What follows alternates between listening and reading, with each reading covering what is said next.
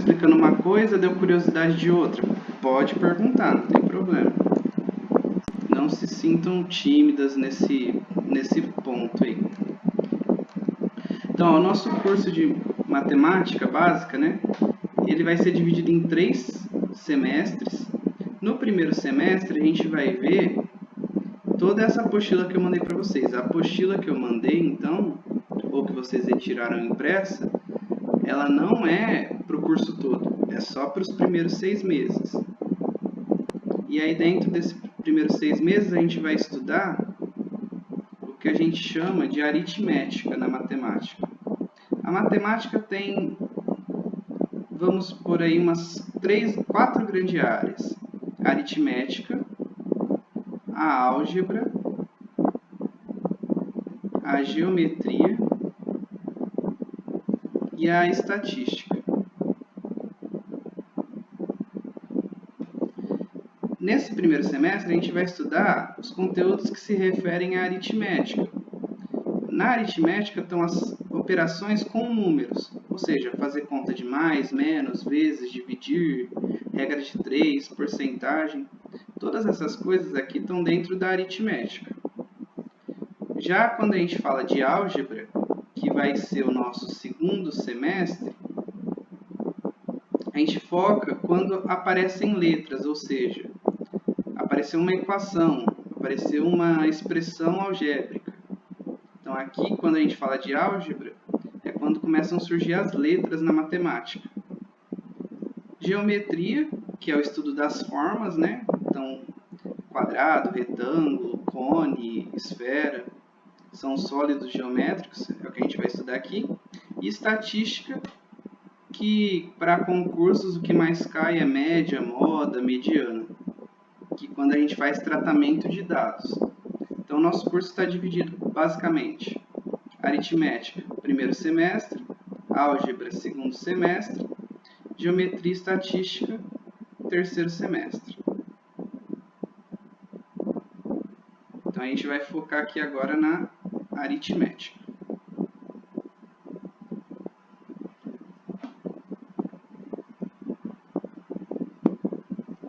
Vamos lá. Vocês vão ver que a apostila que eu mandei para vocês, ela tem 130 páginas. Por que essa apostila é tão grande? Além de ter a teoria, ela vai ter exercícios de fixação e exercícios de concurso. E além disso, eu fiz de uma forma que quando vocês forem estudar, na hora que vocês lerem a apostila, é como se eu estivesse conversando com vocês. Então, dá para estudar a aula antes dela ser dada. E eu até recomendo isso, caso vocês tenham tempo. Leia a apostila antes de vir para a aula. Por quê? Aí você vai ter uma noção daquilo que vai ser falado, já vai trazer algumas dúvidas. Então, isso é bem importante. Ou também, caso perca alguma aula, não conseguiu assistir gravada ou não tem tempo, você pode também ler a apostila, que eu tentei escrever tudo nos mínimos detalhes mesmo. Então, acabou que ficou uma apostila grande porque tem muita escrita. Ela até diferencia um pouco das apostilas de matemática, porque você vai abrir ela, você vai ver que tem muita coisa escrita. Mas é de fato essa explicação de cada passo, como eu vou falar na aula. Então, essa é a ideia dessa apostila. Então, vamos lá. Agora, a partir daqui, então, começamos. Nesse primeiro momento, a gente vai estudar números naturais. Então, em matemática, a gente tem a ideia de conjunto. O que seria um conjunto em matemática? Um conjunto, ele nada mais é do que uma reunião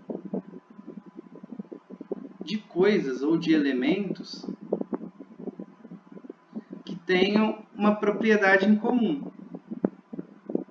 Então, por exemplo, eu posso ter o conjunto das árvores, deixa eu aumentar para ficar melhor para ver. Posso ter o conjunto das árvores, que aí eu vou colocar todas as árvores e vou estudar elas. Ou posso ter o conjunto dos números pares. É um conjunto que tem uma propriedade em comum. E na construção da matemática foram feitos alguns conjuntos que têm propriedades em comum, e esses conjuntos eles têm nome. O primeiro conjunto que a gente estuda na matemática é o conjunto dos números naturais. Esses números que a gente chama de naturais nada mais são do que os números que representam uma contagem inteira. Então, a gente representa o conjunto dos números naturais. Eu vou escrevendo isso, mas tem tudo na apostila também, quem quiser ir acompanhando. É que eu me sinto mais confortável falando e escrevendo. Então, o conjunto dos números naturais, ele é formado por essa letrinha N. Então, essa letra aqui representa o conjunto dos números naturais. A gente vai representar o conjunto colocando as chaves. Então, as chaves vão falar assim, os elementos que fazem parte desse conjunto estão aqui dentro. E aí a gente vai ter o 0, o 1, o 2, o 3, o 4, o 5 e assim por diante. Então, coloco reticências. Ou seja, dentro do conjunto dos números naturais estão os números inteiros e positivos. Eu costumo brincar que é como se a gente fosse brincar de esconde-esconde, na hora de contar, você vai contar 1, 2, 3, 4, 5, 6, 7 e assim por diante. Ou seja, os números que você usa para contar no esconde-esconde são os números naturais, incluindo o 0. Essa representação ela poderia ser sem o 0, e aí a gente coloca um asterisco. Se aparecer n com um asterisco, isso representa os números naturais, com exceção do 0. Então, começaria a contar a partir do 1.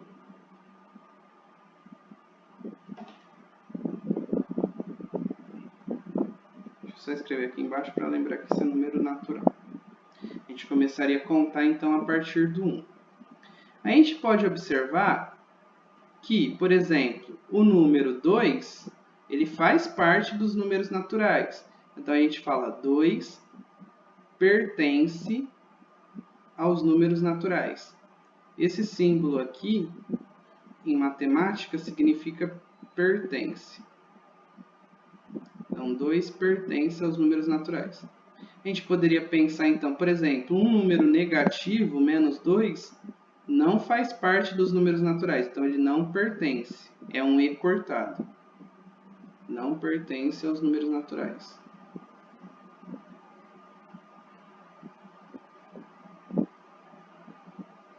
Ou eu poderia pensar uma fração. A fração meio faz parte dos números naturais? Não. Então, meio não pertence aos números naturais. A gente usa essa simbologia, então, para falar se o número faz parte ou não daquele conjunto. A gente usa esse ezinho meio achatado. Se ele tiver cortado, significa não pertence. Além disso, a gente pode perceber que algumas propriedades específicas do número natural em si. A primeira propriedade é todo número natural possui um sucessor.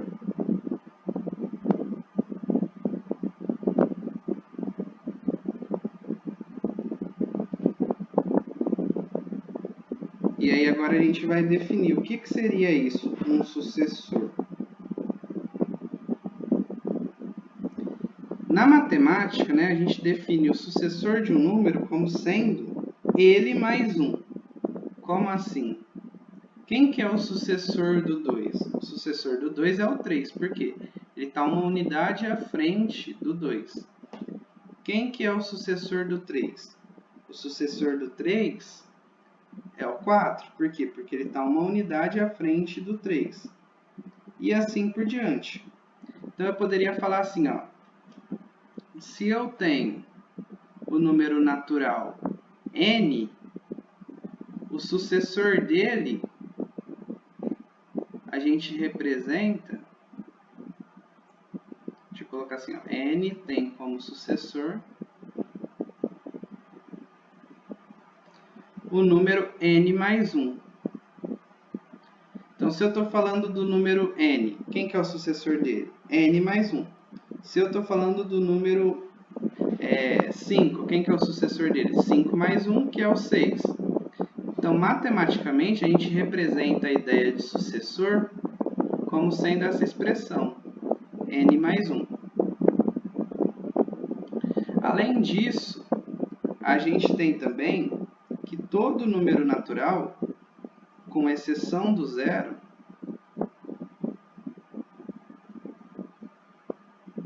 então todo número natural, com exceção,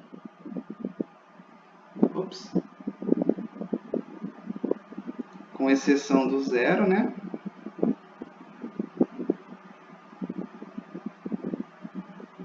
Peraí. Estou me perdendo. Exceção do zero possui um antecessor.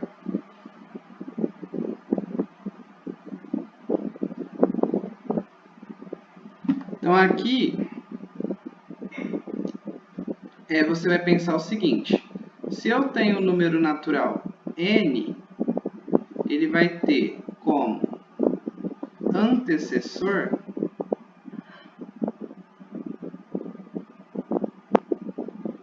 o número n menos 1. Sempre vai valer essa estratégia aqui. Então, mas você falou que a aritmética não usava letra. Mas aqui a gente já vai extrapolar algumas ideias que vão ser utilizadas mais para frente. Então, por isso que eu já estou abrangendo dessa forma. Então, se a gente tem o número natural n, quem vem antes dele a gente vai chamar de n menos 1. Ou seja, os seus antecessores. Por exemplo, se eu tenho o número 5, quem que é o antecessor do 5? 5 menos 1, que é o 4. Então, a gente pode ver que todo número natural possui um sucessor e todo número natural, com exceção do zero, possui um antecessor. Essas são propriedades bem importantes aí para a gente. E, além disso, a gente tem também que o conjunto dos números naturais é um conjunto ordenado. O que significa isso? Se eu coloco os números naturais aqui, 0, 1, 2, 3, 4, 5, 6 e assim por diante. Como o número 4 vem após o número 1, por exemplo, a gente vai falar então que o número 4 ele é maior que o 1. Esse símbolo aqui a gente usa como sendo maior. Como o número 1 vem antes do 4, a gente fala que o 1 é menor que o 4. Esse símbolo aqui a gente representa como sendo o menor. O conjunto ser ordenado significa isso, que ele tem uma crescência aqui, né? Quanto mais à direita for o número, maior ele é. Então, de fato, a gente usa esses símbolos para relacionar. Esse símbolo aqui, o maior, às vezes as pessoas se confundem, né? Você pode usar a seguinte estratégia. Se você riscar e formar um 7, é o símbolo maior. Se você riscar e formar um 4, é o símbolo menor. Essa é uma estratégia importante aí para não se perder. Porém, eu particularmente gosto de usar outra estratégia ainda. Quando você coloca o símbolo, você pode pensar como se fosse a boca de um jacaré. Você tem um jacaré lá e você tem a boca dele. Então, na verdade, o símbolo ele vai representar na parte maior o número maior. Então, para a boca aberta, o número maior. E para a pontinha aqui, para o bico, o número menor. Dessa forma, você não se confunde em ficar pensando, esse é o número maior, esse é maior, esse é menor. Você tem lá 12 e 15. Tá, quem que é maior? O 15. Então, a boca fica virada para o 15. Você tem lá 7 e 4. Quem que é maior? O 7. Então, a boca fica virada para o 7. E o bico fica para o 4. E aí você não tem muito que se preocupar qual é o símbolo maior ou qual é o símbolo menor. Né? Só na hora de leitura. Na hora de leitura, aí você vai pensar, ó, eu posso ler essa frase da esquerda para a direita ou da direita para a esquerda.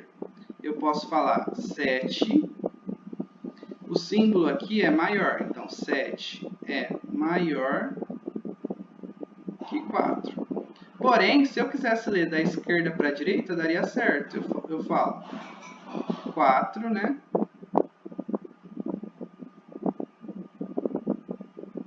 Na hora que eu olho da esquerda para a direita, o símbolo ele vira de menor. Então, 4 é menor que 7.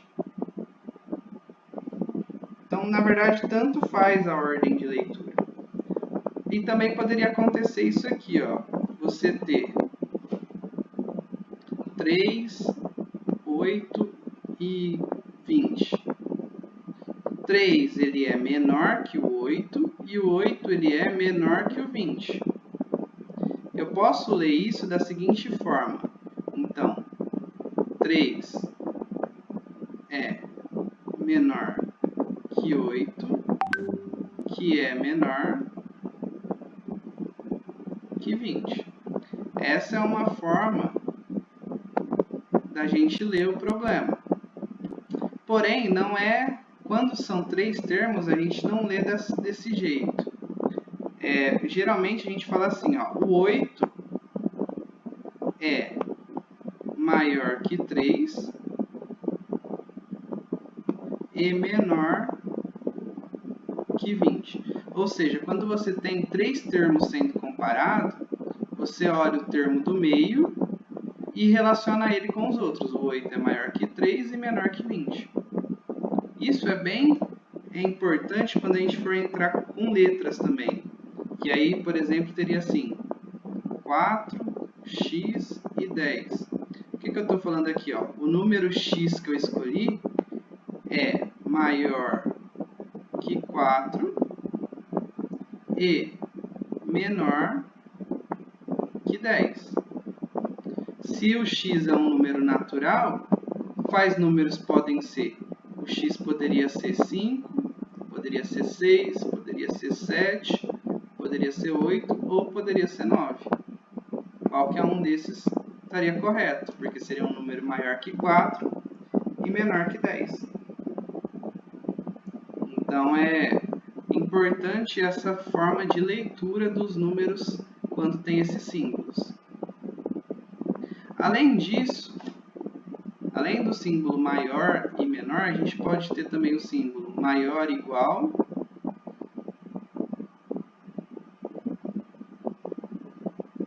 ou o símbolo menor igual. E aí o que significa? Por exemplo, se eu escrevo a mesma coisa que tinha escrito em cima, né? 4 menor igual que x menor igual que 10. Quais seriam as respostas possíveis? Quando eu uso menor igual ou maior igual, aquele número que você está partindo, você conta. Então, x é maior ou igual que 4. Então, x pode ser 4, pode ser 5, pode ser 6, pode ser 7, pode ser 8, pode ser 9. E o x tem que ser menor ou igual a 10. Então, ele pode ser igual a 10. Então, pode ser 10. Repara que com o que eu fiz acima é diferente. Porque quando eu uso símbolos de menor igual e maior igual, o número que começa e o número que termina faz parte. Se eu não uso, eu começo a contar a partir deles, mas eles não fazem parte. Então isso é bastante importante e pode fazer diferença em uma questão de concurso, por exemplo. Até aqui tudo bem?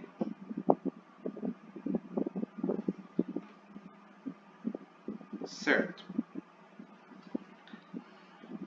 Então, a gente viu, o que a gente viu até agora? Os números naturais, que todo número natural possui um sucessor, todo número natural, com exceção do zero, tem um antecessor, e que o conjunto dos números naturais é um conjunto ordenado, ou seja, ele possui uma ordem aí de posicionamento. Existem números maiores, números menores, maiores iguais, menores ou iguais. Agora a gente vai entrar nas operações básicas, ou seja, fazer contas com número. Operações básicas. Então, em matemática, quando a gente fala essa palavra operação, ela traz a ideia de que você vai pegar dois elementos, vai fazer alguma coisa com eles e vai transformar em um outro elemento. E as operações básicas, a gente vai definir que são a adição, subtração, multiplicação e divisão. Então, quando a gente fala 4 operações básicas ou somente operações básicas, são essas 4: adição, subtração, multiplicação e divisão. Existem outras? Existem. Nessa apostila, por exemplo, a gente vai estudar potenciação e radiciação, que é a raiz. Só que aí a gente já não chama essas de operações básicas. A gente inclui como operações aí separadas para estudar as propriedades dela. Então, nesse primeiro momento, a gente vai estudar essas 4 operações para cada conjunto que a gente for estudar, do natural, inteiro e assim por diante. Então, uma operação ela vai ter que ser representada por um símbolo. O símbolo que representa a adição é o mais, da subtração é o menos, da multiplicação é o vezes, né? Um xizinho, na verdade, ou uma bolinha. E a divisão tem vários símbolos que representam. Esse aqui, 2 pontinhos, uma barrinha, ou até mesmo a fração, quando eu escrevo, por exemplo, 4 dividido por 2, isso aqui representa uma divisão. Então, a operação, além de ter um símbolo que a representa, o que ela faz? Pega 2 elementos e transforma em um outro. Antes da gente começar a ver a primeira operação básica, que é a adição, a gente vai estudar o nosso sistema numérico.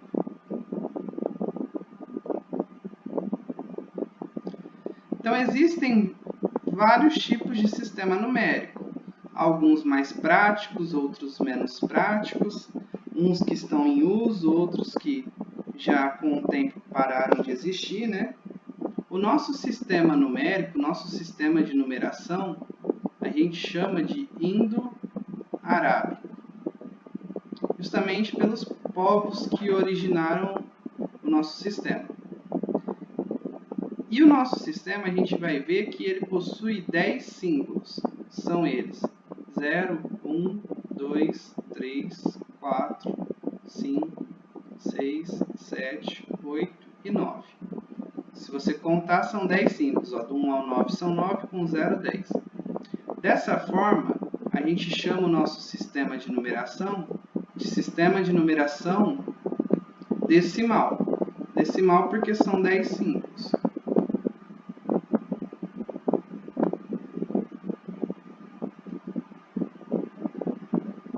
E além disso, quando eu escrevo um número, por exemplo, 45, ele é diferente de 54. Ou seja, quando o algarismo, esses símbolos, a gente, para não confundir, a gente vai chamar cada símbolo em si de algarismo ou dígito, e a composição desses algarismos a gente vai chamar de número. Então, aqui, o número 45 é composto pelos algarismos 4 e 5. O número 54 é composto pelos algarismos 4 e 5 também. Porém, a ordem que esses algarismos estão difere. quando a ordem muda, o número muda. Ou seja, a posição que o algarismo ocupa é importante para saber o que ele é. Então, a gente chama o nosso sistema de numeração decimal posicional. Então, a partir desses 10 símbolos, a gente consegue escrever qualquer outro número que a gente queira. Dessa forma, a gente vai pensar, então, que os números naturais, eles são infinitos. Porque sempre a gente consegue escrever o próximo, né? Sempre a gente consegue escrever o sucessor. E para facilitar o nosso raciocínio, a gente vai pensar assim. 0 até o 9 representam as unidades. Então, eu posso ter 0, 1, 2, 3, 4, 5, 6, 7, 8, 9 unidades. Se por um acaso eu ganhar mais uma, eu passar a ter 10 unidades,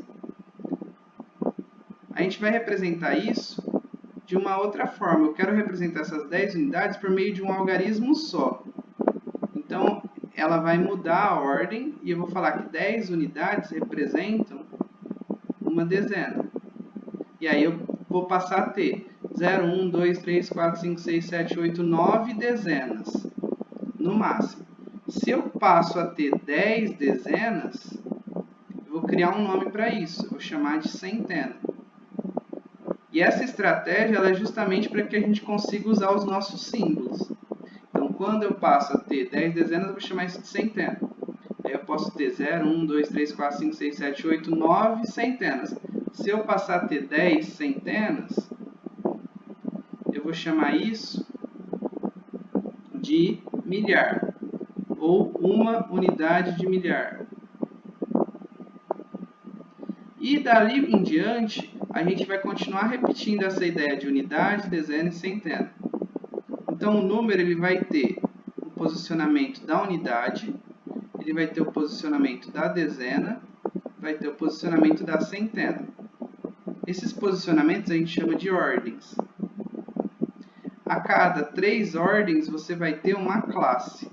Essa classe aqui a gente chama de classe das unidades simples. Vou escrever aqui em cima. Depois, você vai passar a ter unidade, dezena e centena de novo. Só que agora, você vai ter a primeira, segunda, terceira, você vai ter a quarta, quinta e sexta ordem. A quarta, quinta e a sexta ordem, elas vão formar uma outra classe, que a gente chama de classe das unidades de milhar. Então, a gente vai dar um adjetivo. Unidade de milhar, dezena de milhar, centena de milhar. Depois, a mesma estratégia. Você vai ter unidade, dezena, centena. Só que aí você vai formar uma outra classe, que agora a gente vai chamar de unidade de milhão. Então, você vai ter a unidade de milhão, dezena de milhão, centena de milhão. E aí, assim por diante. Bilhão, trilhão e por aí vai. Quando eu pego um número, como por exemplo, 42.973, vou posicionar ele aqui, ó. Então, 379, eu tinha falado 42.973, né? Então, 2 e 4. Uma questão que 80% das pessoas iriam errar. Eu falo, o número 42.973 tem quantas unidades? A maioria das pessoas ia falar 3. Falou 3, errou. Por quê? 3 é o algarismo que simboliza a posição da unidade. Porém, o número 42.973, ele tem 42.973 unidades. Por que isso? Pensa lá no material dourado. Se eu fosse construir o número 42.973 no material dourado, quantos cubinhos eu ia ter? 42.973. Quando eu pergunto a unidade, eu estou perguntando cada cubinho lá do material dourado. Então, isso é uma coisa que as pessoas costumam confundir. A posição do algarismo com quantas unidades o número tem. Se eu perguntar, por exemplo, o número 42.973 tem quantas dezenas?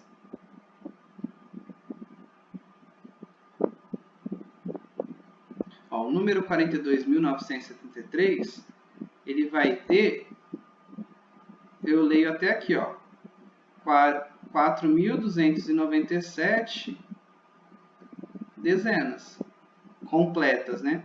Porque ali na unidade não completou para formar dezena.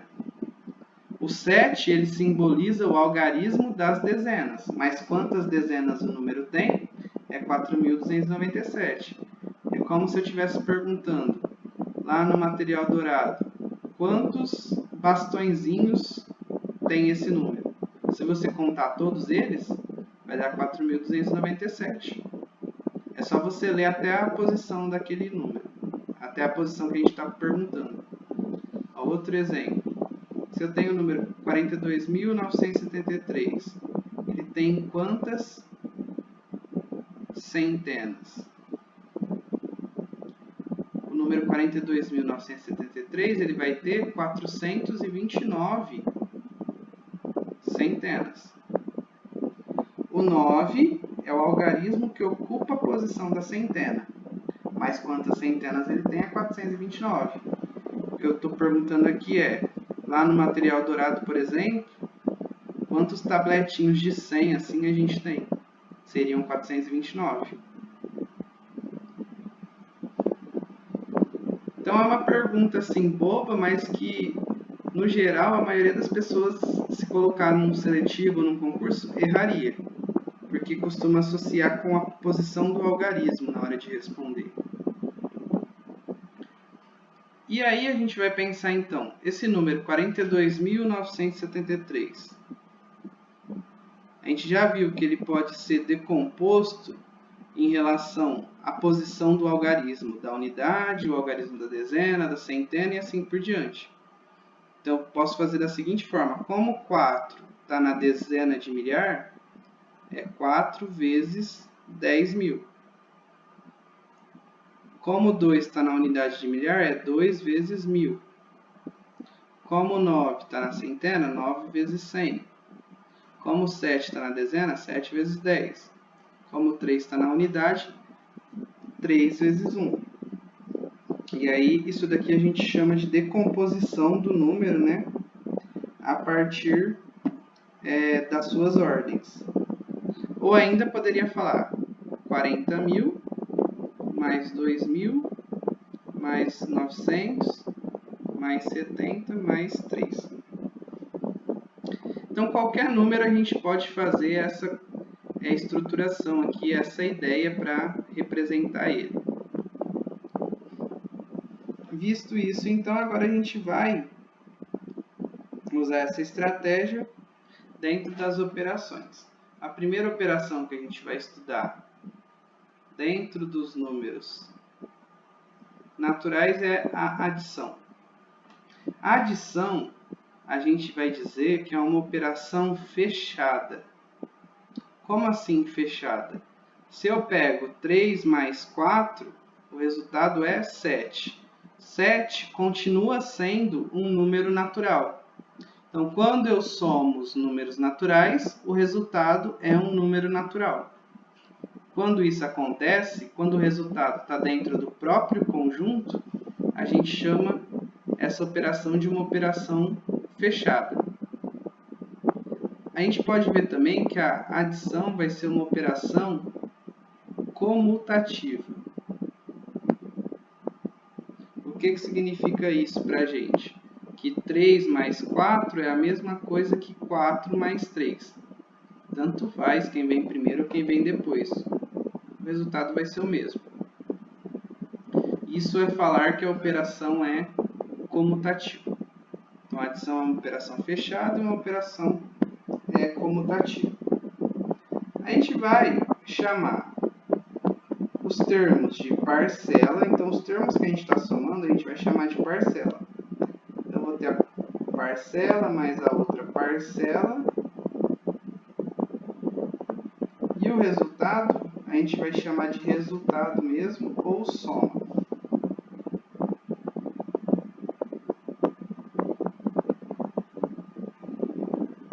Qualquer um dos dois termos aí está certo. E aí a gente vai ver então alguns exemplos. Vamos pensar, vamos somar 132 mais 46. Lógico, isso daqui eu sei que todo mundo já sabe fazer, mas é aquilo que eu falei. Nesse primeiro momento, para a gente ter uma linguagem comum, eu vou explicar do zero mesmo. 132 mais 46. O 132 é um número com 3 algarismos, e aí a gente vai ter as posições da unidade, da dezena e da centena. 46 é um número que tem 2 algarismos, e aí a gente tem a posição da unidade e da dezena. Dessa forma, na hora de juntar, a gente vai sempre pensar em juntar as unidades, depois juntar as dezenas e depois juntar as centenas, e assim por diante.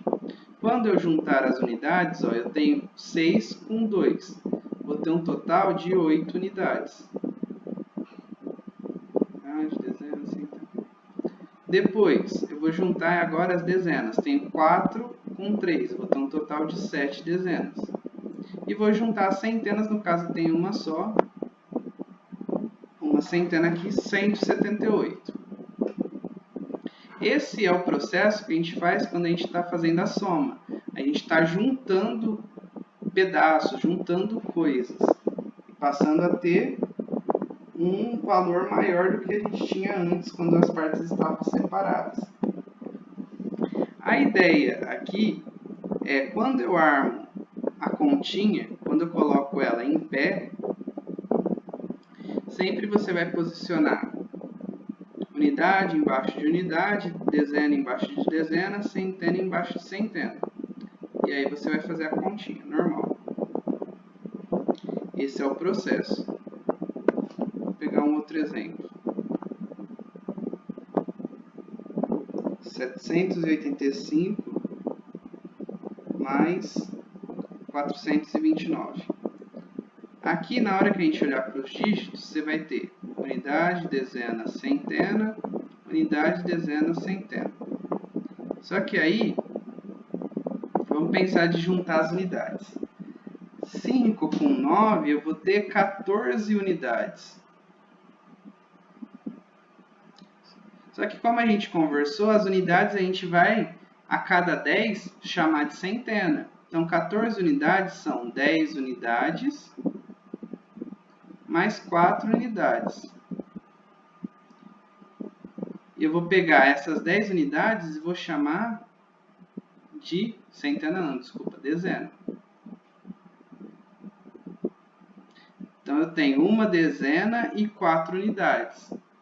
Como na hora de representar um número, eu vou ter a posição da unidade, a posição da dezena, a posição da centena, na unidade, então, eu vou colocar só o 4.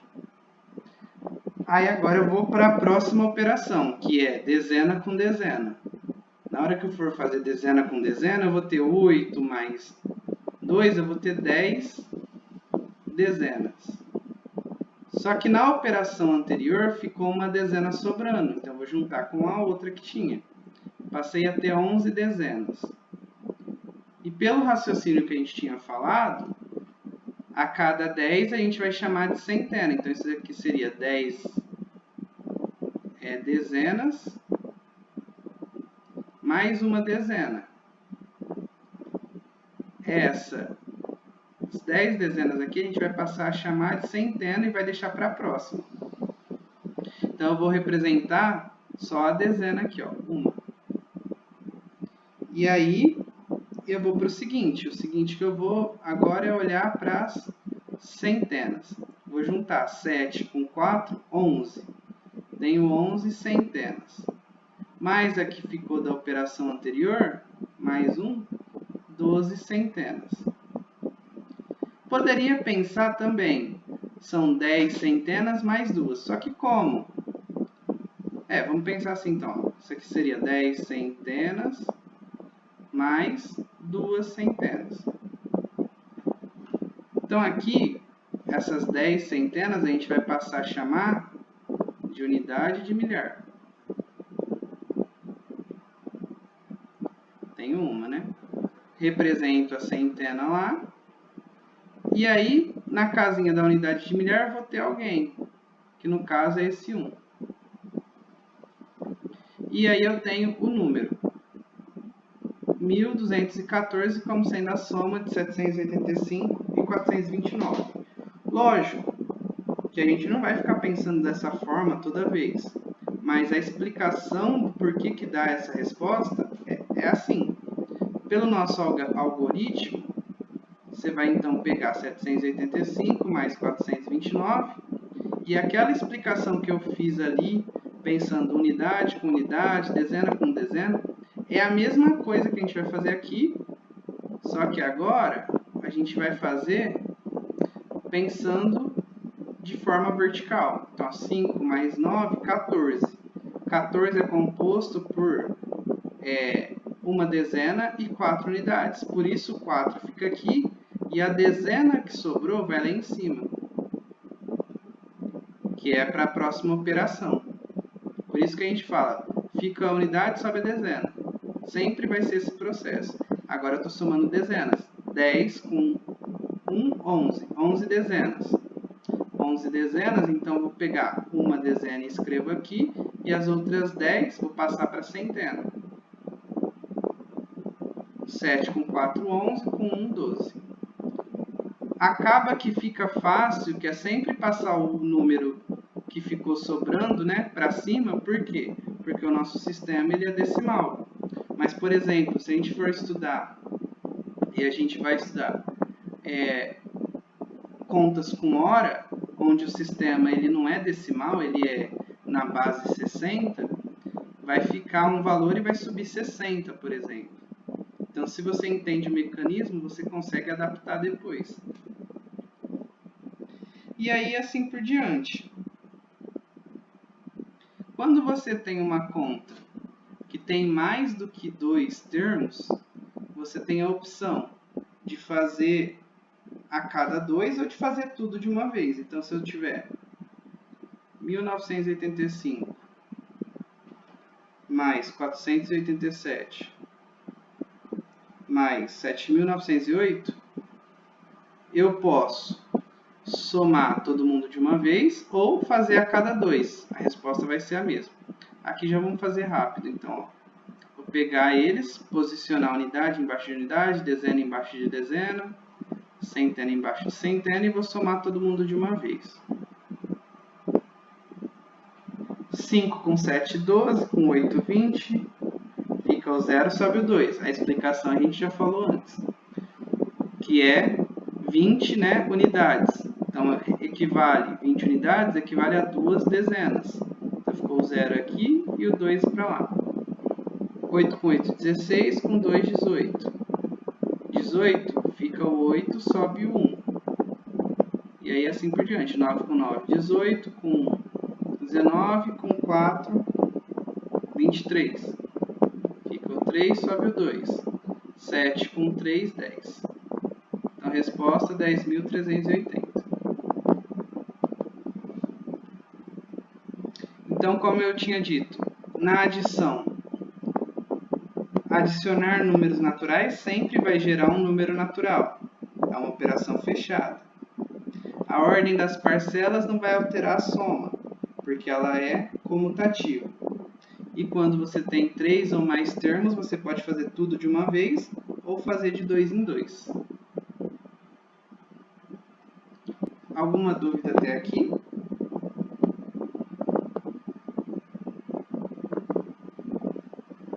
Certo. Vamos lá para a subtração, então.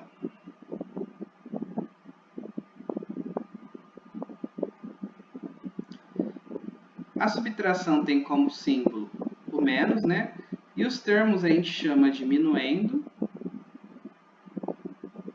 O que a gente tira a gente chama de subtraindo.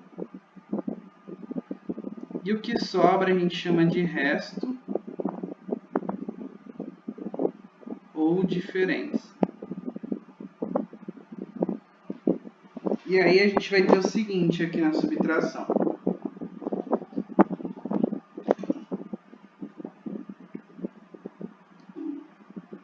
Primeira coisa, né? O minuendo,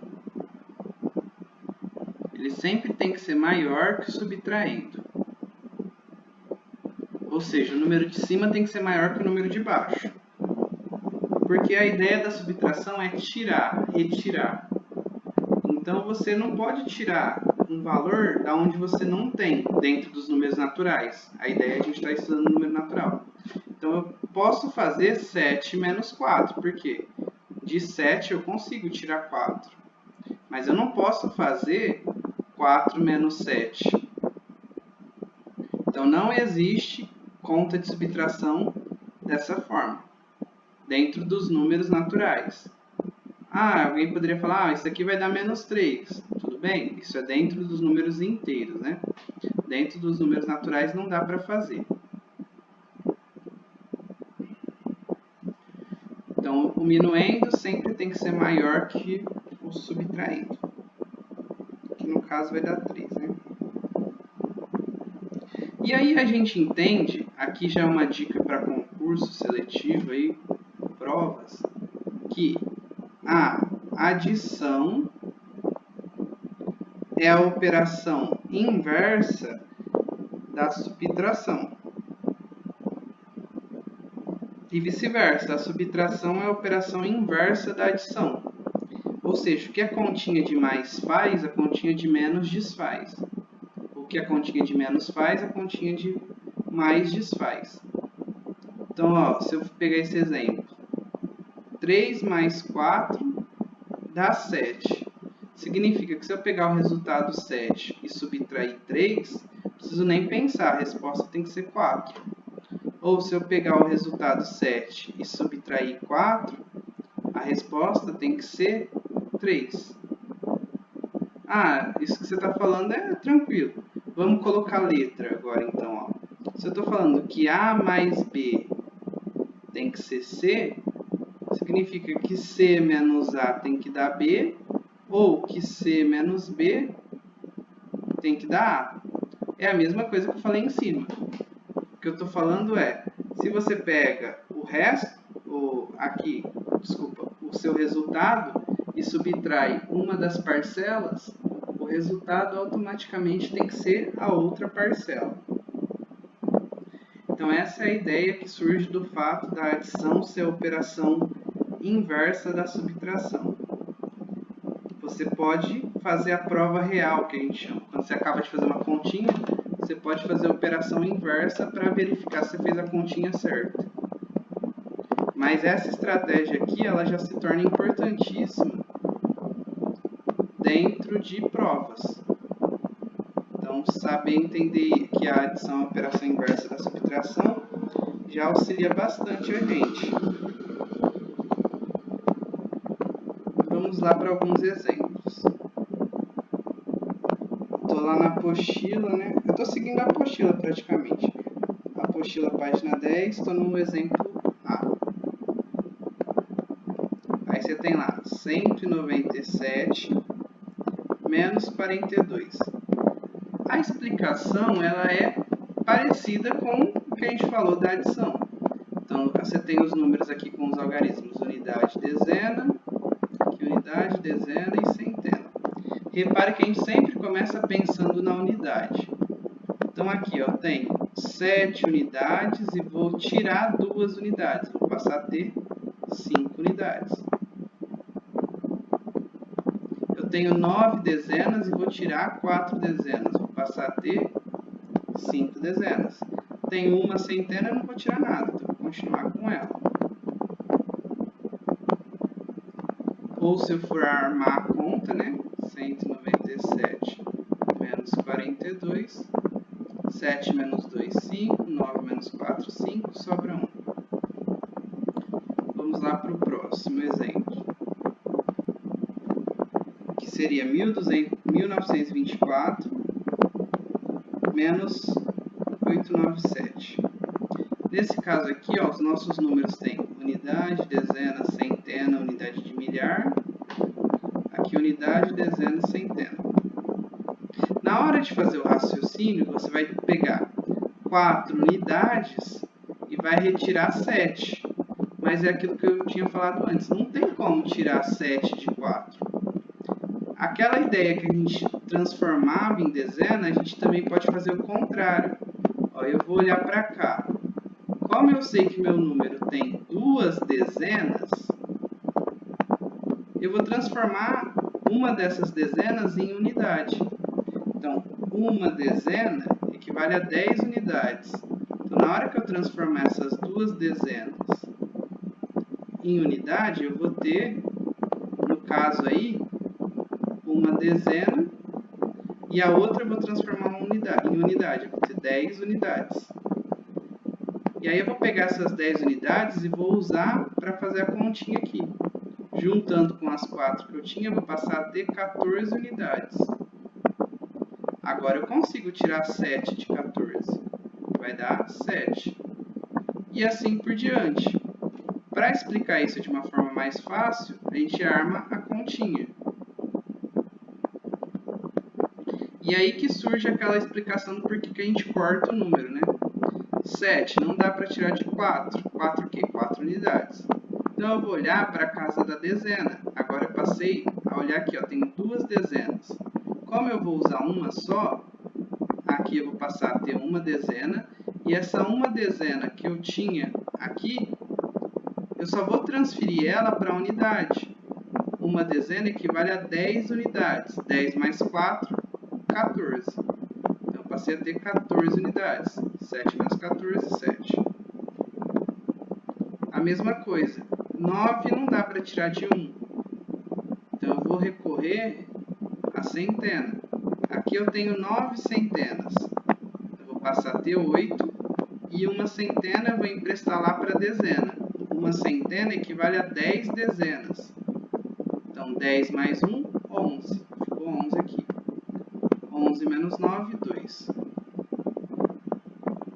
8 centenas menos 8 centenas vai dar 0. Uma unidade de milhar menos nada vai dar 1. Então, vai dar 1027. E assim por diante. Todos os outros exemplos vão seguir essa ideia. Só que aqui, quando a gente fala de subtração, a gente já viu que a subtração 4 menos 7 é diferente de 7 menos 4. Então, ela não é comutativa. A subtração não é comutativa. E outra coisa, se você for subtrair mais do que 2 termos, você tem que fazer de 2 em 2. Não tem como juntar todo mundo e subtrair de uma vez, igual a gente faz na adição. Você tem que subtrair de 2 em 2. E aí, então, a gente terminou essa parte de subtração. A ideia, então, é a gente ir para outra operação, que é a multiplicação.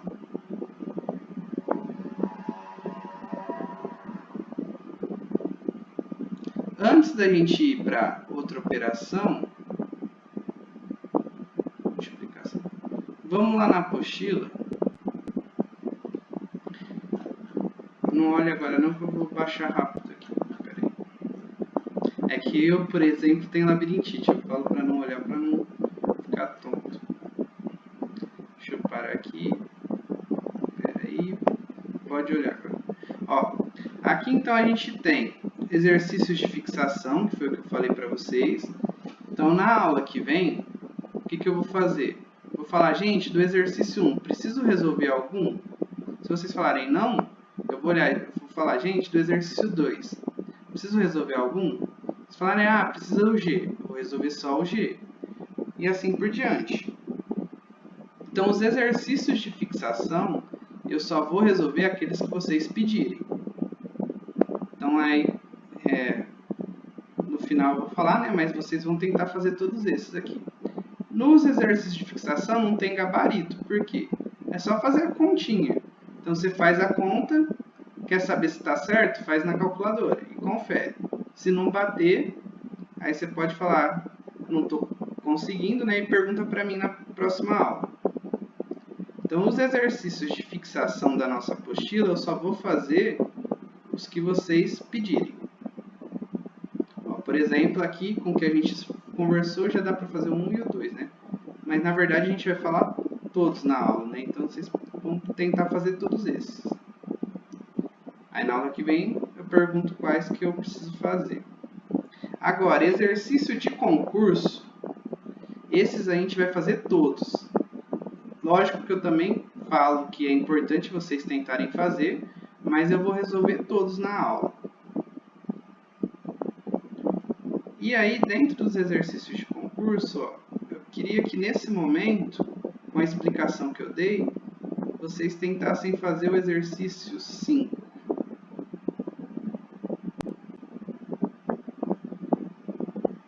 Espera aí. Para que eu diminuir a tela, saiu. Então, eu vou deixar parado aqui um pouquinho.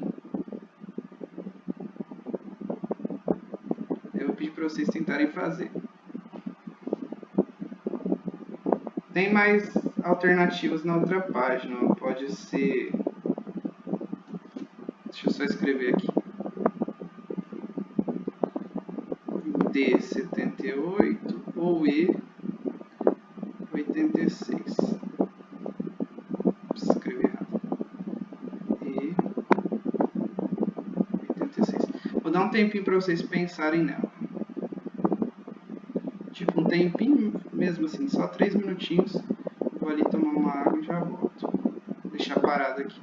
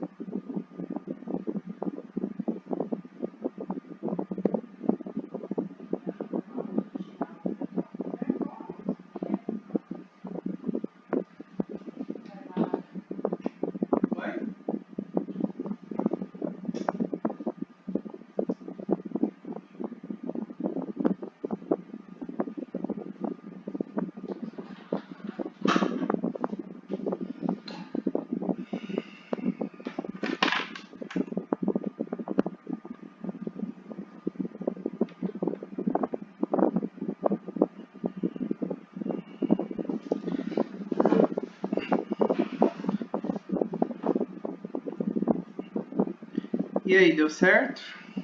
Conseguiram chegar em alguma? Ficou quase?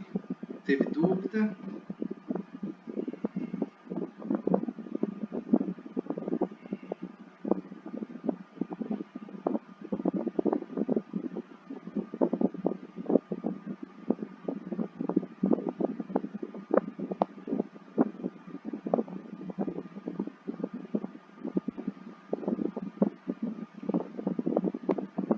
Deu tempo? Posso resolver?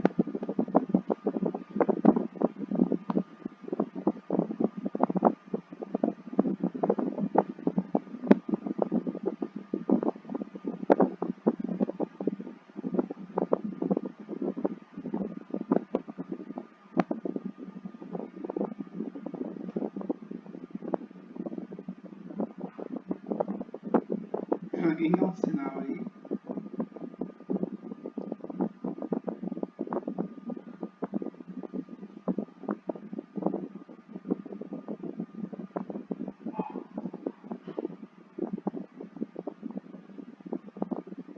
Tá, vou resolver então. Ó, o exercício fala assim pra gente. Nas contas de adição e subtração indicadas a seguir, A3B e D14 representam números inteiros de 3 dígitos e C6 um número inteiro de 2 dígitos. Além disso, aí tem uma continha. Resolvendo corretamente as contas, pode-se concluir que o resultado da subtração indicada é... Vamos olhar aqui, ó, você tem A3B mais C6 é igual a D14.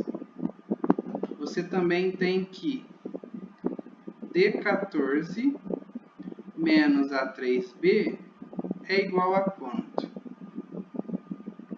Usando aquela ideia de operação inversa que a gente conversou. Essa parcela mais essa parcela deu esse resultado. Ok. Se eu pego esse resultado e subtraio uma das parcelas, a minha resposta vai ter que ser, então, pelo que a gente conversou, a outra parcela. Então, a resposta aqui tem que ser C6.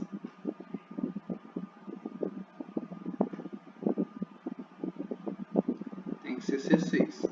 Dessa forma, a gente sabe que o nosso número termina em 6. Olhando as alternativas, isso é bem importante, eu já posso falar que não é a B e não é a D. Ficou entre A, C e E. Ok, e agora, o que a gente faz? Entendida essa primeira parte, deixa eu só apagar as cores aqui.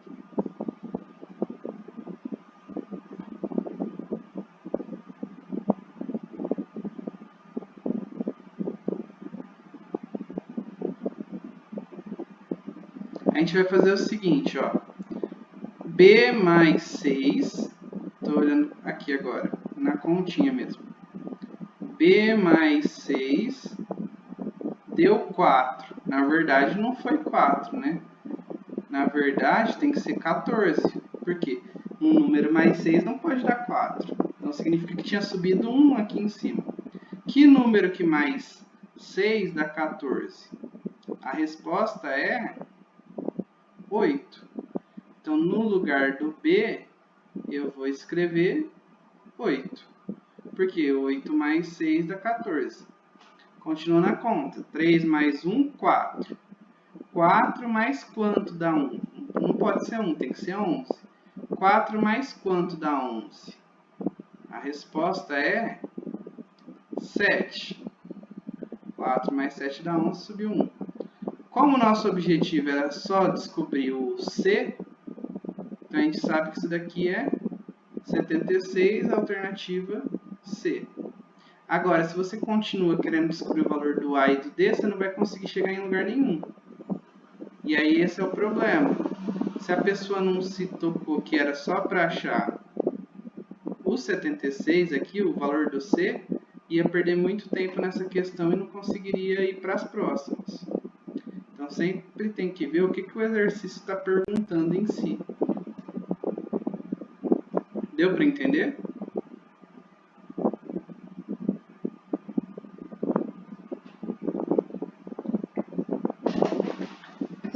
Certo. Vamos voltar lá então para a nossa teoria.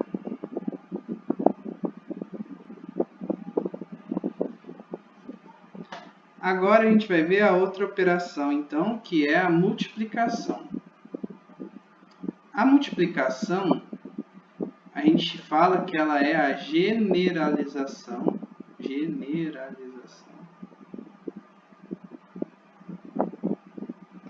da adição. A multiplicação é quando a gente tem uma adição com várias parcelas iguais. Por exemplo, 3 mais 3 mais 3 mais 3 mais 3. Quando eu vou somar o 3 com ele mesmo 5 vezes, eu posso representar isso de uma outra forma. Eu vou chamar isso de 5 vezes o número 3. Não é um x não, tá? É o vezes. Então, 5 vezes o número 3. Como isso aqui dá 15, isso daqui dá 15 também. E a ideia da multiplicação é, como a gente vai usar muito esses resultados, a gente acaba tendo que decorar o que a gente chama de tabuada, que é a tabela com multiplicações do 1 até o 10. Saber a tabuada facilita e agiliza processos. Não quer dizer que eu não sei a tabuada, eu não vou conseguir aprender matemática. Consegue, só que você vai demorar mais num exercício e essa demora pode te desmotivar. Então, eu recomendo decorar a tabuada sim. Hoje em dia tem vários professores de matemática, né, que falam: a tabuada a gente precisa construir ela, concordo. Quando você vai explicar para o aluno, você explica todos os métodos, explica a construção e o porquê daqueles resultados.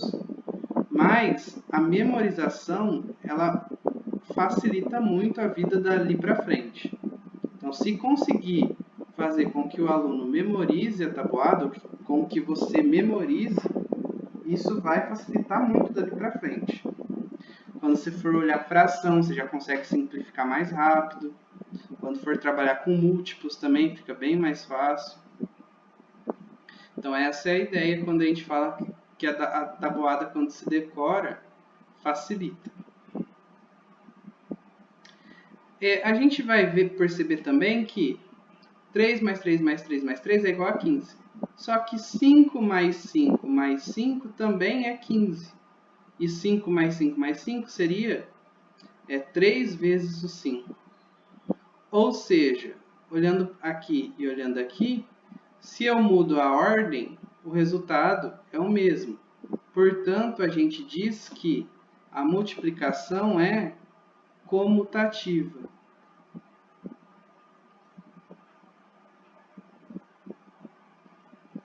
Então, a nossa operação de multiplicação ela é comutativa também. A multiplicação de dois números naturais dá um número natural. Então, ela também é fechada. Os termos que a gente tem para multiplicação são multiplicador,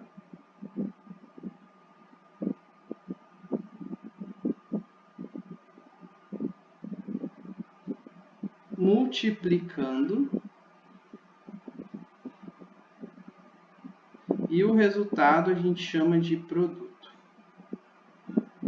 Ou, antigamente, né, a gente chamava de fator,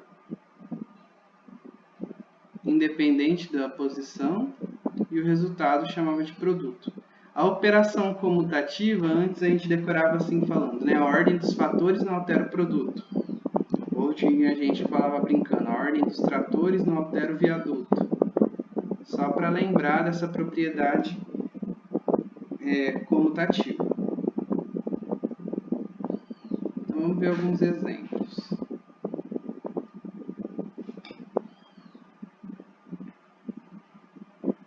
Exemplo A.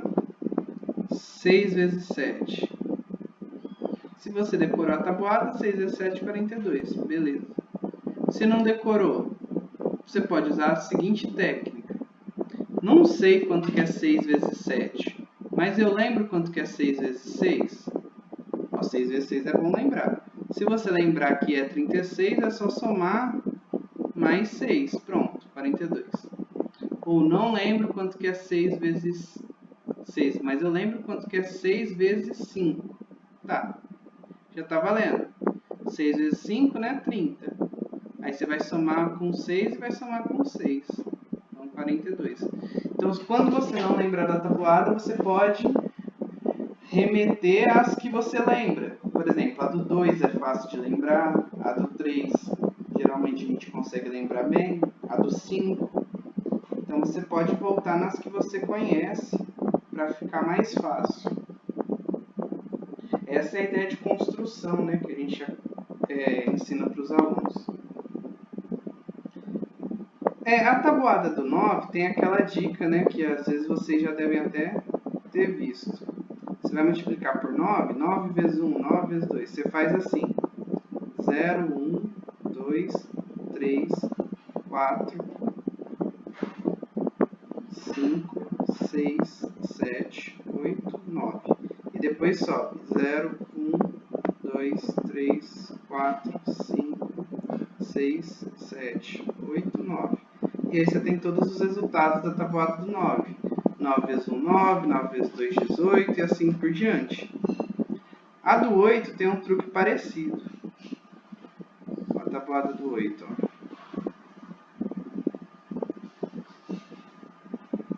Você faz assim, 0, 1, 2, 3, 4. Só que aí na do 8 você repete o 4. 4, 5, 6, 7, 8. Você repete o que está na metade porque você quer chegar no 8, né? E não no 9. Aí depois, você vai fazer o seguinte. Na hora de subir ali, você vai subir usando os números pares. Então, na hora que você subir, vai ficar assim, 0, 2, 4, 6, 8. Terminou?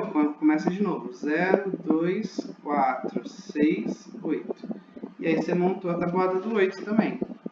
Com uma estratégia parecida com a do 9. Se tem dificuldade, né, eu recomendo chegar numa prova, já colocar isso daqui lá no canto, para ficar fácil de se fazer.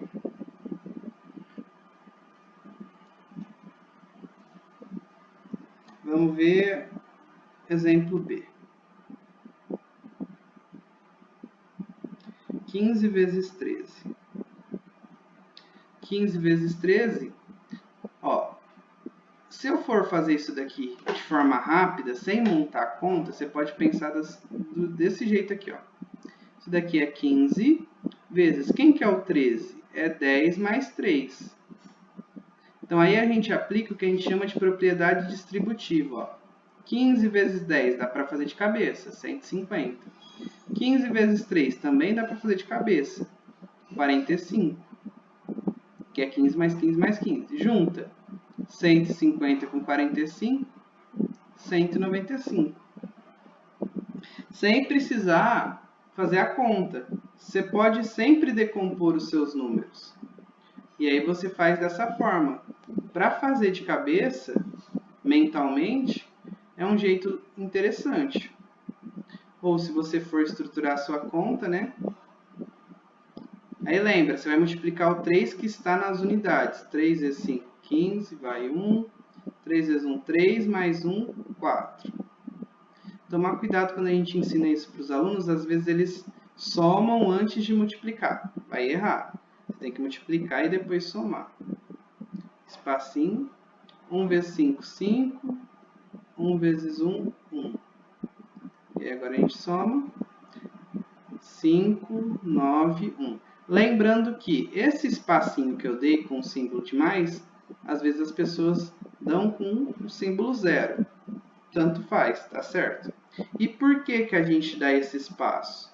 Porque aqui, ó, eu estou indo multiplicar por algarismo da dezena. Então, eu começo a contabilizar na dezena. Quando eu for multiplicar pelo algarismo da centena, eu começo a contabilizar na centena. Os que estão dali para trás é zero. Então, essa é a ideia.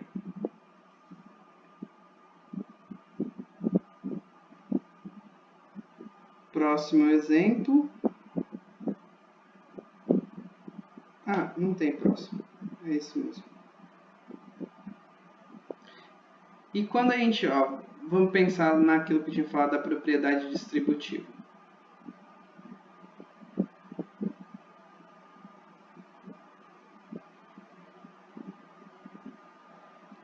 Vale a ida quanto a volta também. Vamos supor, se eu tenho 27 vezes 14. Para fazer essa conta, eu poderia pensar, é mais fácil eu decompor o 27. Então, isso é 20 mais 7 vezes 14. Eu vou fazer, então, 14 vezes 20 e 14 vezes 7. 14 vezes 7 na minha cabeça não vai ficar muito bom, não. Então, vamos tentar do outro jeito. Mas estaria certo. 20 vezes 10 mais 4. Tá, vamos ver se assim fica mais fácil de fazer. 27 vezes 10 é fácil fazer. 27 vezes 4 é mais fácil do que 14 vezes 7, teoricamente, né? Então, 27 vezes 10, 270. 27 vezes 4, vocês têm que fazer 27 mais 27 mais 27 mais 27. Que vai dar, você pode até decompor de novo na sua cabeça, se você quiser. 27 vezes 4 é 20 mais 7 vezes 4. E aí você faria 20 vezes 4 é 80 e 7 vezes 4, 28. Então, isso daqui vai dar 108. Junta aqui com 108, a gente vai ter então 378. Ou simplesmente você faz a continha. 4 vezes 7, 28, vai 2, 2 vezes 4, 8, 9, 10, espaço, 27, e aí você faz a conta. Mas ensinar esse cálculo mental ou treinar isso é bastante importante. E se você já tiver uma conta com a distributiva, vamos supor 3 vezes 10 mais 4. Você pode optar em fazer a propriedade distributiva, 3 vezes 10, 30, 3 vezes 4, 12. 30 mais 12, 42. Ou, quando você tem uma expressão numérica e você tem um parênteses, você pode resolver primeiro o que está no parênteses e depois multiplicar. 10 mais 4, 14. 3 vezes 14, aí você faz a continha, 42.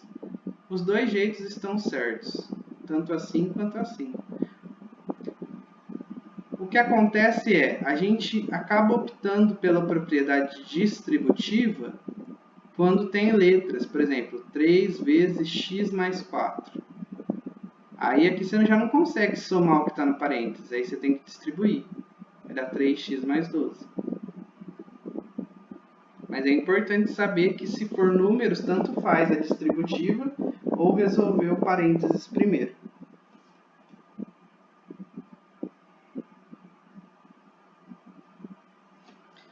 Então, falamos da multiplicação, agora a gente vai para a divisão. Assim como eu tinha dito antes, da adição e da subtração, aqui funciona da mesma forma. Assim como a multiplicação ou a adição é a operação inversa da subtração, a multiplicação ela tem uma operação inversa, que é a divisão. E a divisão ela tem uma operação inversa, que é a multiplicação. A ideia da divisão é você repartir, distribuir em partes iguais. A gente tem os seguintes nomes, né? Já vamos colocar o nome aos bois. Quem é dividido a gente chama de dividendo. Aquele que divide a gente chama de divisor. O resultado a gente chama de quociente. E o que sobra numa divisão a gente chama de resto. Então, esses são os nomes. Uma primeira observação. A divisão, se o resto for zero, a gente chama de divisão exata. Mas o resto pode não ser zero. Quando o resto não é zero, tem uma propriedade. Esse resto sempre vai ser maior ou igual que zero ou vai ser menor que o seu divisor. Sempre. O que eu estou dizendo aqui? Por exemplo, se eu for dividir por 7, quais são os restos possíveis? O resto pode ser 0, pode ser 1, pode ser 2, pode ser 3, pode ser 4, pode ser 5, pode ser 6, mas não pode ser 7. Então, ele pode ser qualquer número menor que 7. Pode ser 0, 1, 2, 3, 4, 5 ou 6.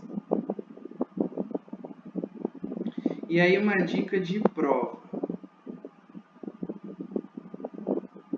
Quando o exercício fala resto maior possível em uma divisão com números naturais, esse resto sempre é o antecessor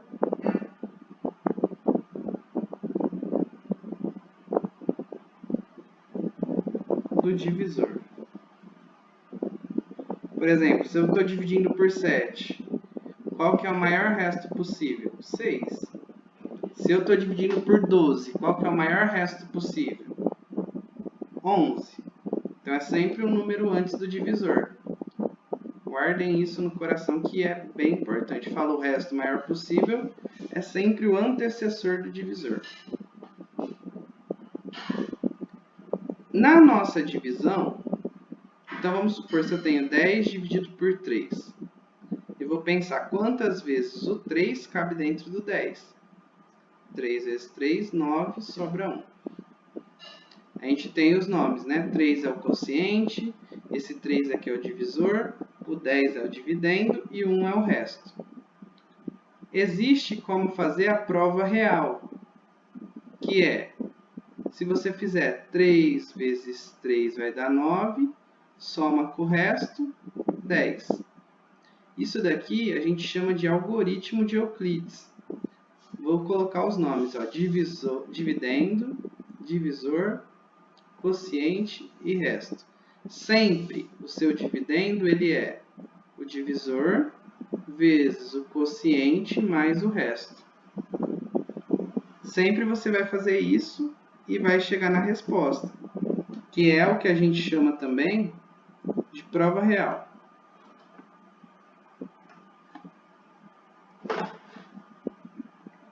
Então, aqui seria a prova real. Então, sempre você pode fazer isso. Uma outra observação.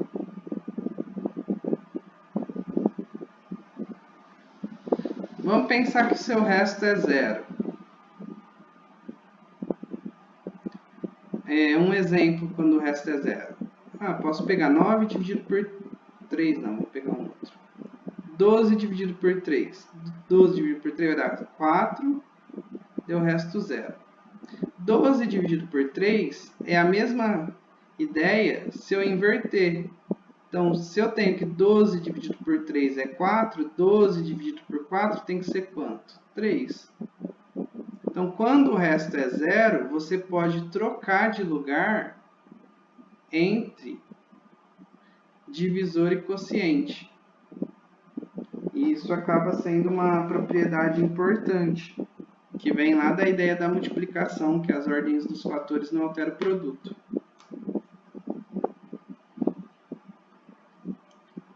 Vamos fazer alguns exemplos aqui de divisão.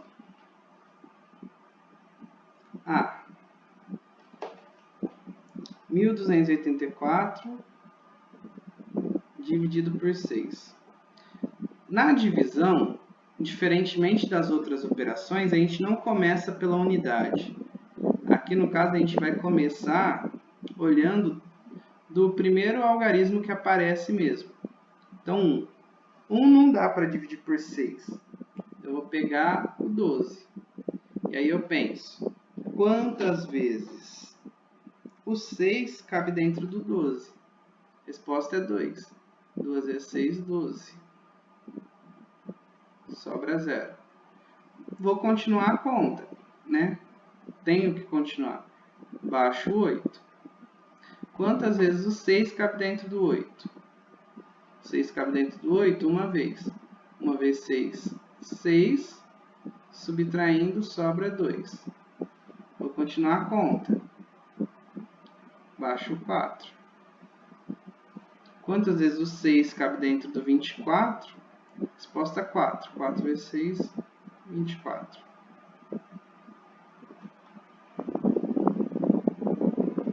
Próximo exemplo.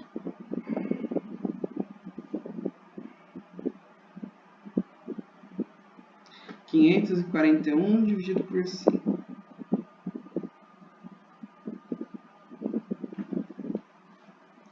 Vamos lá.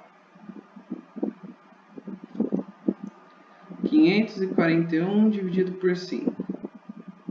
Eu olho para o primeiro algarismo. 5. Dá para dividir por 5? Dá. 1 vezes 5, 5. Sobra nada. Baixo 4. Aqui que o pessoal erra muito, ó. Aí eu vou pensar, quantas vezes o 5 cabe dentro do 4? Nenhuma, então 0. E aí agora eu vou baixar o outro algarismo, que é o 1. Quantas vezes o 5 cabe dentro do 41? 8. Então, de forma geral, quando eu preciso baixar dois algarismos na mesma linha, tem que acrescentar o 0. A ideia é porque quantas vezes o 5 cabe dentro do 4? É nenhuma vez, por isso acrescento o 0 lá. Se você esquece de fazer isso, na hora de fazer a conta, você faria assim, né? 1 vezes 5, 5, baixou aqui, 4, não dá, baixo 1. E aí aqui que está o erro, na hora que baixa 1, a pessoa esquece de acrescentar o 0 lá. 8 vezes 5, 40, sobrou 1. Aí, se você por acaso errou, você vai fazer a prova real, ó. 5 vezes 18 dá 90, mais 1 dá 91. Então, você fez alguma coisa errada. Essa coisa errada provavelmente é esquecer o 0.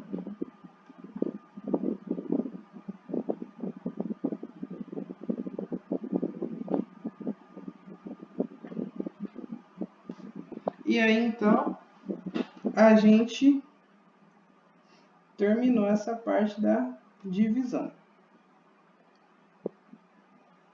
Aí, como eu tinha dito, vocês vão ter os exercícios aqui. Esses exercícios de fixação, vocês podem tentar fazer e conferir na calculadora. Os que não bater, vocês me perguntam. E os de concurso, eu vou resolver todos, mas também é importante vocês tentarem fazer eles. Só para treinar isso que a gente acabou de falar, vamos tentar fazer o exercício 1, aqui do de concurso.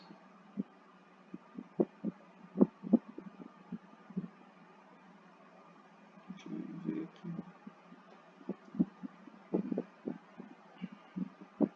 Vou deixar parado aqui um pouquinho. E aí eu já resolvo. Exercício 1 da página 17.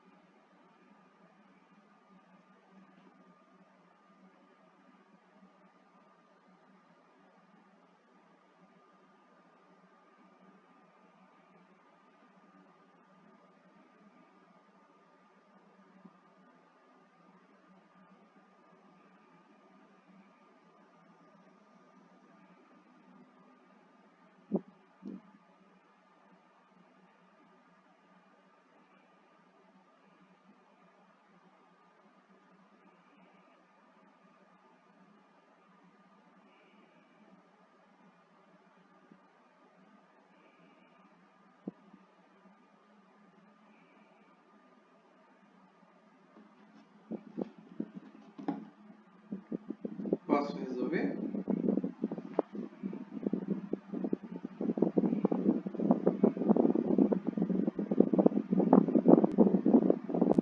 Tá, vamos lá. Exercício 1. Com o objetivo de trabalhar com divisão, uma professora propôs um desafio aos seus alunos, com base no algoritmo a seguir, em que os quadradinhos escuros escondiam alguns algarismos dos números. A gente tem lá 4, 9 quadradinho, dividido por 15, 0, 4 quadradinho, aqui o resto quadradinho, quadradinho, e o resultado é 32. A questão fala, o desafio era determinar o dividendo da divisão por 15 com o resto maior possível e quociente igual a 32. A resposta correta esperada pela professora era... lembrando daquela dica que eu dei, vamos pegar aqui, 4, 9, quadradinho, 15, 32, aqui, 0, 4, quadradinho, quadradinho, quadradinho. Aqui, usando a ideia que eu falei, o texto traz que o resto é o maior possível. Então, se aqui é 15, significa que o nosso resto é 14. Pelo fato do nosso resto ser 14, e a gente já ter o divisor e o quociente, é só multiplicar. 15 vezes 32, que vai dar 2 vezes 5, 10, vai 1, 2 vezes 1, 2, mais 1, 3. Espaço 3 vezes 5, 15, vai 1, 3 vezes 1, 3, mais 1, 4, somando 480 mais o 14. 494. Então, a gente descobre que o nosso divisor, esse número aqui, é 494. Portanto, a alternativa C.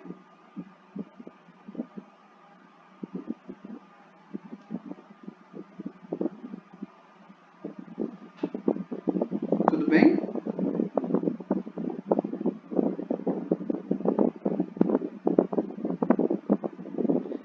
Certo.